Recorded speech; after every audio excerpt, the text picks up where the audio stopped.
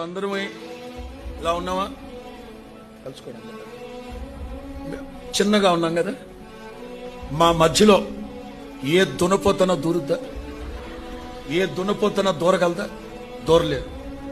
చిన్న మందగా ఉన్నప్పుడు ఏ దున్నపోతూ దూరలేదు. ఓకే, విస్తరణ జరగనట్లా జరగనట్లా. అబ్బా, పూది గంతాలకు విస్తరించింది సేవ. ఇప్పుడు దున్నపోతులు కాదు, ఏకంగా ఏనుగులే దూరిపోతుంది. యేసయ్య గారు ఇట్లాగే చెప్పారు, సేవ విస్తరించడం, అభివృద్ధి చెందడం, ఆశీర్వదించడం దైవ ప్రణాళిక. Expansion is god's Moto.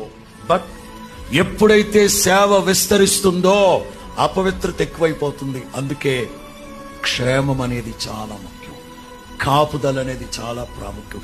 యెహోవా మిమ్మును ఆశీర్వదించి కాపాడును గాక.